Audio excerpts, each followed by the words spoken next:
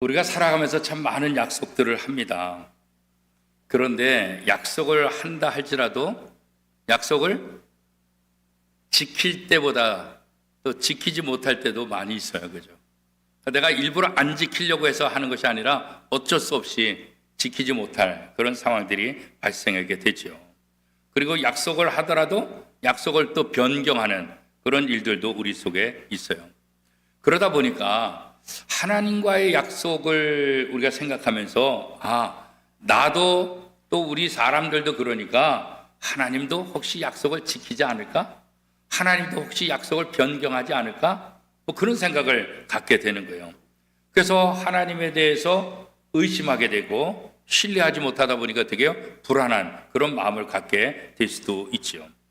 오늘 시편 89편을 보면 그런 연약한 사람들을 향해서 하나님이 어떤 분인지에 대해서 잘 설명하고 있어요. 하나님은 우리의 약속을 반드시 우리와 약속을 지켜주신다. 그죠? 하나님이 우리에게 하신 약속, 우리가 이 약속의 말씀을 왜 믿어야 될까? 오늘 시편 저자는 크게 두 가지 부분에 있어서 그 대답을 우리에게 해줘요.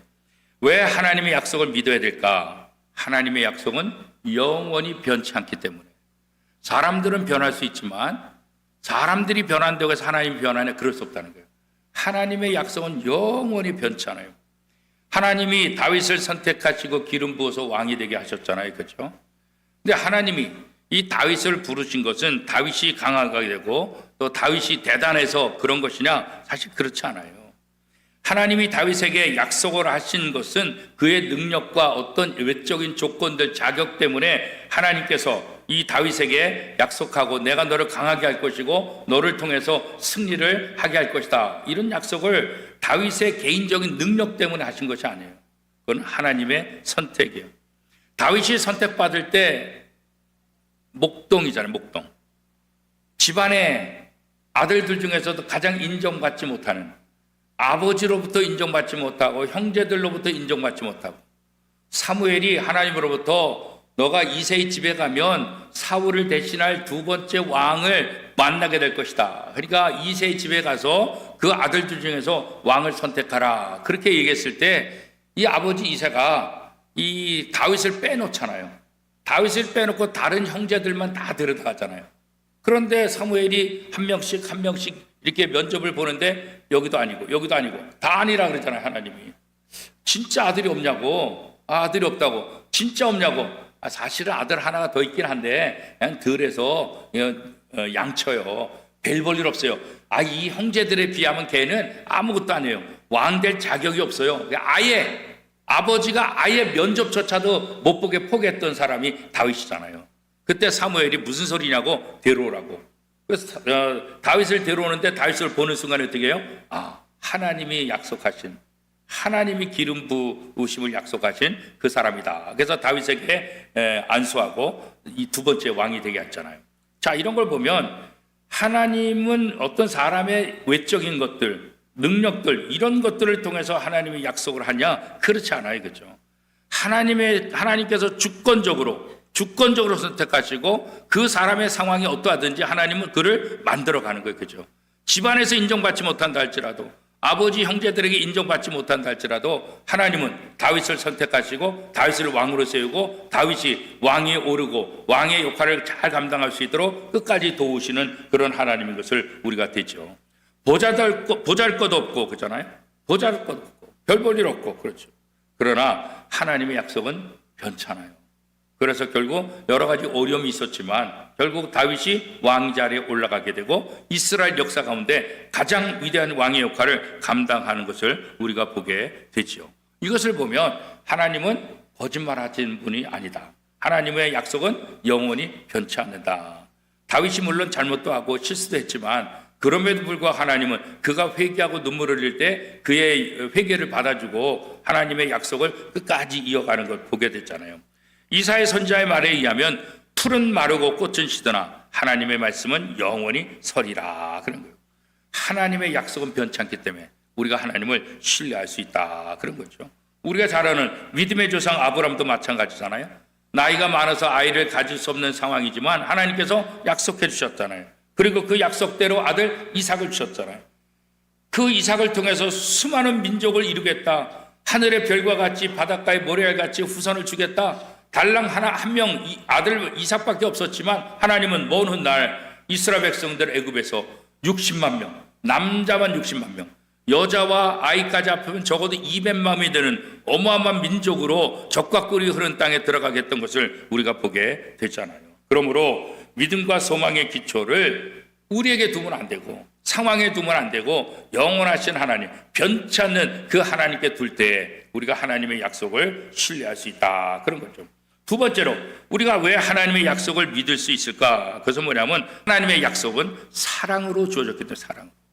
어떤 조건으로 주어진 게 아니에요. 하나님의 사랑을 통해서 하나님의 사랑으로 우리에게 베풀어 줬다. 그렇게 이야기하고 있는 거죠. 그래서 하나님은 다윗에게 대적의 손에서 그를 보호해 주겠다. 이 약속 끝까지 지켜주잖아요. 사울이 죽이려고 할 때, 아들이 죽이려고 할 때, 또 자기의 부하가 할 때 여러 가지 힘들고 어려운 그런 상황 속에서 하나님은 끝까지 다윗을 지키시고 다윗을 보호해 주시고 왕위에 오르게 하시는 거 그렇잖아요. 하나님은 다윗에 대한 사랑을 그의 약속에 담아 있는 거예요.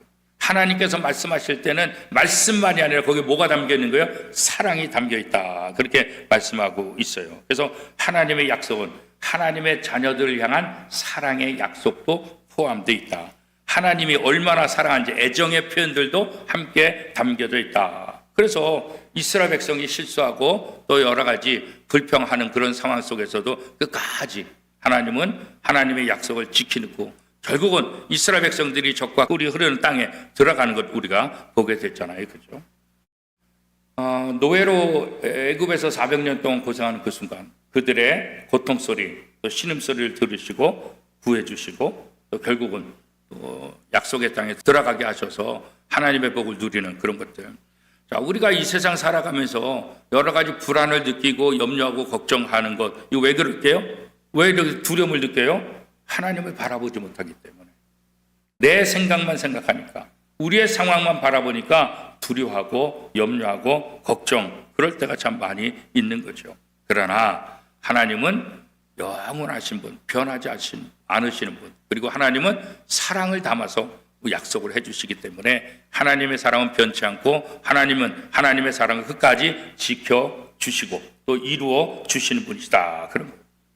우리 이제 새 가족들 지금까지 신앙생활 또 잘 해오신 분들, 또 중간에 잠깐 쉬신 분들, 또 그런 분들이 계시지만 우리가 신앙생활을 하는 것은 어떤 순간에도 하나님이 나와 함께 하신다, 하나님이 나를 돕는다, 이거 변치 않는 거예요. 변치 않는 하나님의 사랑, 이것을 믿을 때 우리의 삶이 더 든든하고 행복해질 수가 있어요.